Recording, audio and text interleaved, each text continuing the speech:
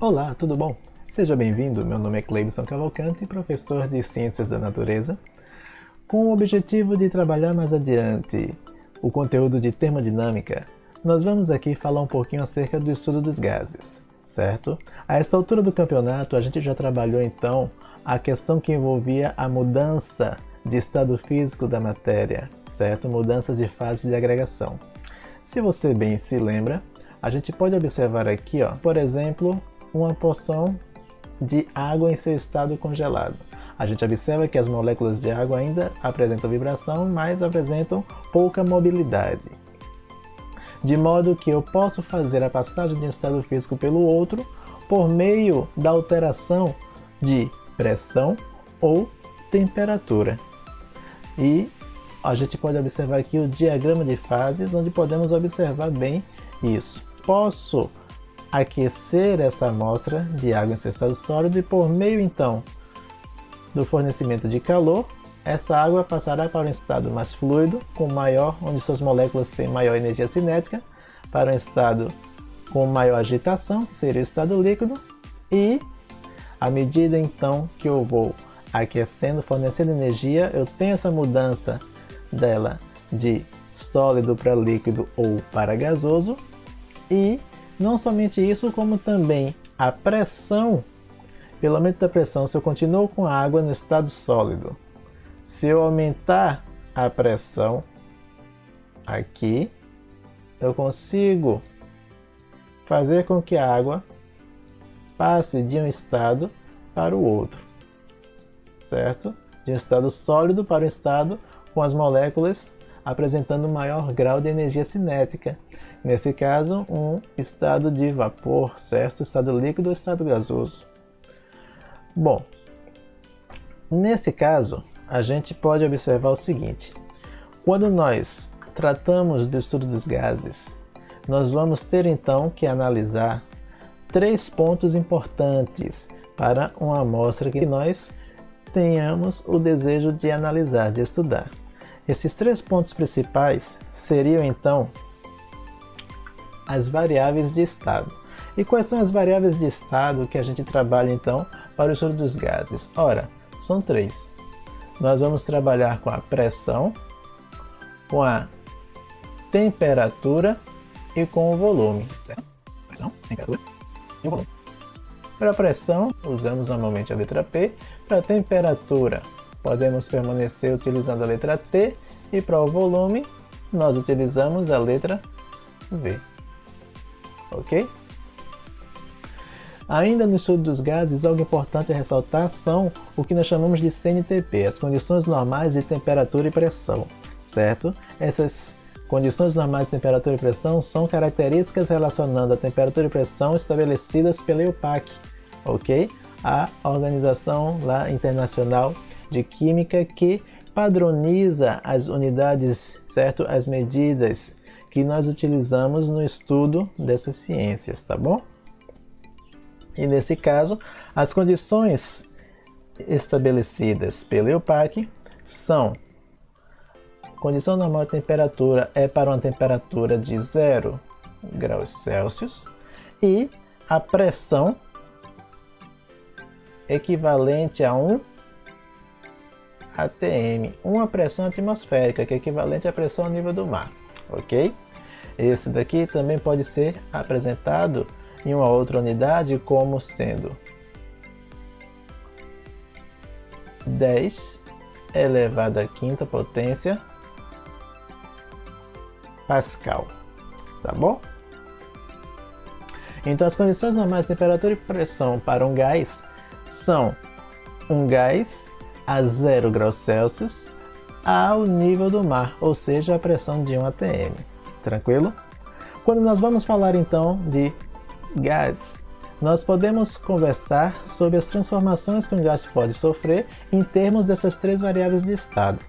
Então, a depender disso, nós vamos falar das transformações gasosas, que podem então assumir 3 tipos. Uma transformação isotérmica, tu sabe o que significa iso? Isotérmica, esse prefixo iso significa mesmo. certo? Uma mesma térmica, temperatura. Então a transformação isotérmica é uma transformação que mantém-se na mesma temperatura, do estado inicial até o estado final, ok? Então se eu vou manter a temperatura constante, certo? Se eu vou manter a temperatura constante, significa então que eu vou alterar apenas a pressão e o volume. Nesse caso, eu vou colocar aqui da seguinte forma: pressão inicial vezes o volume inicial igual a pressão final vezes o volume final. O que é que isso quer dizer? Quer dizer que a pressão ela é inversamente proporcional ao volume. Como assim? Ora, é fácil compreender.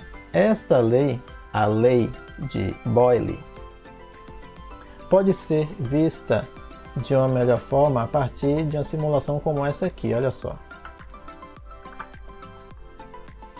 Se eu tenho aqui um sistema no qual eu vou inserir, certo, um gás, um recipiente fechado no qual inserir uma quantidade de gás, ok?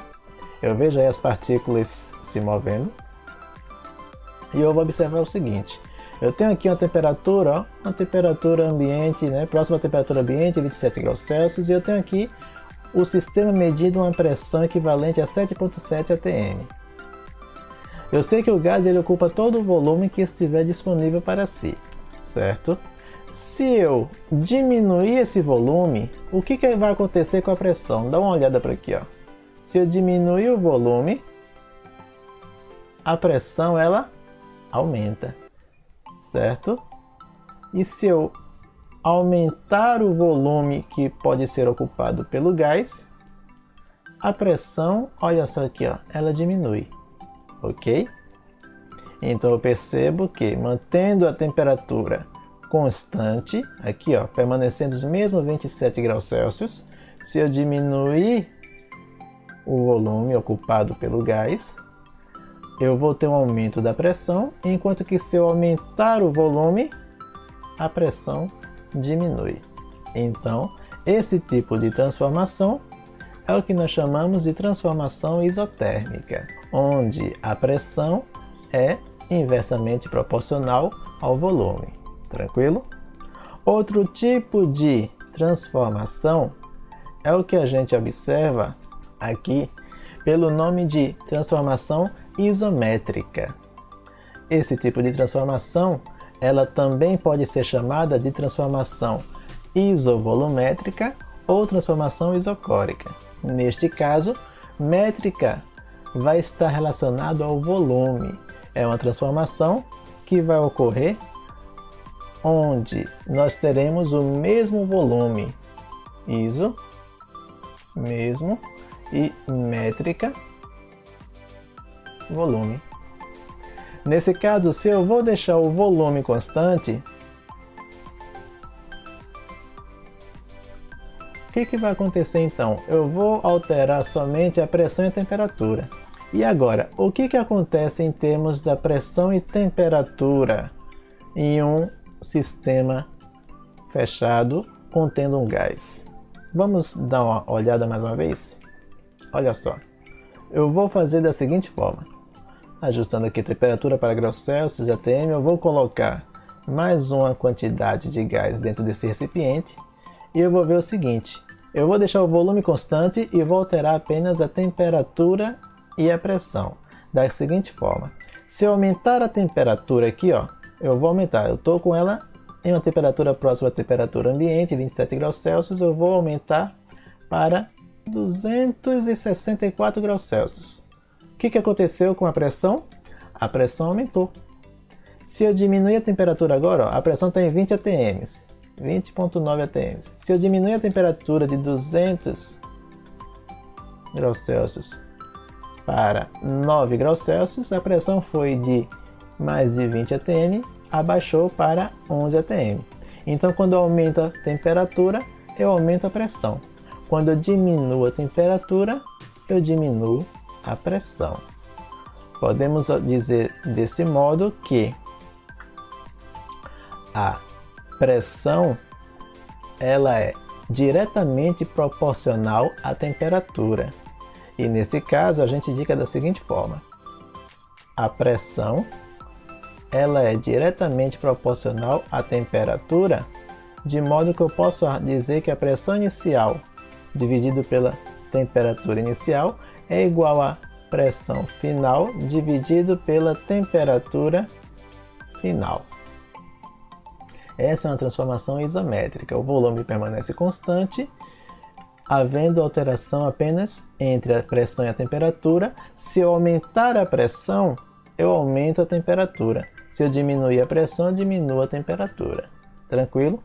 Isso causa um efeito interessante que você já pode ter notado quando tu tens então um frasco de desodorante e spray, e quando você aperta aquele spray e você vai utilizando, não sei se você já notou que o frasco ele esfria. Olha só o que acontece. Se eu tenho aqui 23 atms, eu tenho todas as moléculas aqui, isso aqui seria então as moléculas gasosas do spray do desodorante em um frasco, como exemplo.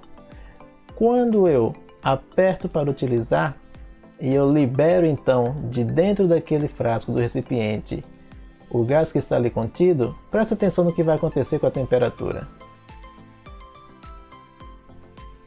Olha só, está saindo e o que aconteceu com a temperatura?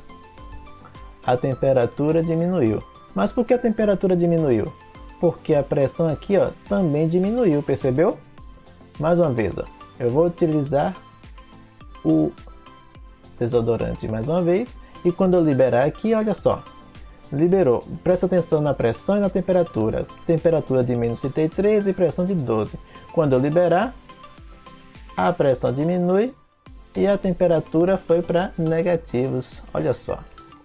É justamente isso. Quando a gente utiliza o spray, o desodorante, então ali eu estou diminuindo a pressão interna do material, da substância que está ali gasosa dentro do frasco e, consequentemente, se eu estou diminuindo a pressão, já que eu estou liberando para o meio externo, a temperatura também cai, tá bom?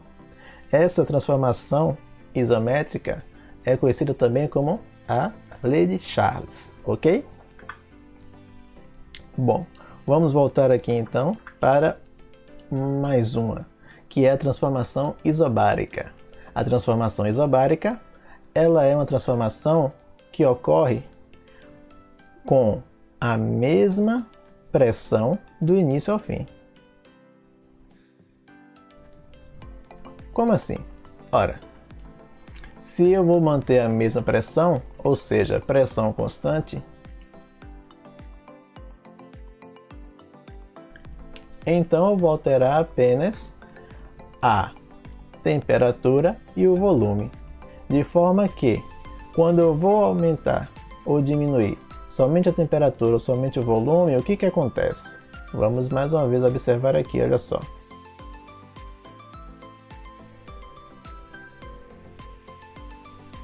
A pressão constante, certo? Adicionei aqui o gás e vou manter aqui com a escala Celsius a pressão constante. Eu vou aumentar somente aqui o volume. Se eu aumentar o volume, o que vai acontecer com a temperatura? A temperatura aumentou. Se eu diminuir o volume, a temperatura diminui. Percebeu? Quando eu aumento o volume, olha só, houve um aquecimento. Foi para 75 graus Celsius. A pressão permaneceu a mesma, 10,9 atm. Mas se eu diminuir o volume ocupado pelo gás, com a pressão a mesma, a temperatura ela diminui. Então a temperatura e o volume elas também são o que nós chamamos de diretamente proporcional, ok? Ou seja, se eu aumento uma, a outra também aumenta. Se eu diminuo uma, a outra também diminui. E diretamente proporcional é uma divisão, não é isso? Como a gente viu aqui, Se eu vou então ter a pressão constante e vou alterar apenas o volume ou a temperatura, então eu tenho aqui que o volume certo? Do início sobre a temperatura 1. O volume é diretamente proporcional à temperatura, de modo que o volume inicial sobre a temperatura inicial é igual ao volume final sobre a temperatura final. Então, a gente vê aí que nós acabamos de estabelecer três equaçõezinhas para essas leis. 1, 2, 3. E eu posso juntar essas três em uma única equação, conhecida como a lei dos gases ideais, que é essa daqui, olha só. P1 V1 sobre T1 é igual a P2 vezes V2 dividido por T2. Essa é o que nós chamamos então de lei dos gases ideais, certo? O que seria um gás ideal? Um gás ideal seria basicamente um gás onde as moléculas que o compõem, certo? Elas possuem grande movimentação cinética, liberdade para se movimentar sem sofrer interações ou atrações pelas outras moléculas, ou seja, elas têm liberdade para se movimentar para qualquer direção sem que outras atrapalhem nesta jornada que elas fazem, ok? Na prática, isso não existe. O que existe são os gases reais, onde nós temos uma molécula exercendo interação, atração sobre outra, principalmente porque, quando nós falamos de gases, como tomando por exemplo a atmosfera, nós temos uma mistura de gases, então são diferentes moléculas, diferentes tipos de elementos químicos que compõem essas moléculas e que cada um então exerce atrações e interações diferentes ao se aproximarem um dos outros, certo? O que então leva a gente para o próximo conteúdo que a gente vai ver depois no próximo vídeo, que seria a lei dos gases reais, tá bom? Espero que por enquanto tenha dado para compreender até aqui. Vamos pausar nesse momento e continuamos na próxima aula, tá bom? Um abraço, fica com Deus.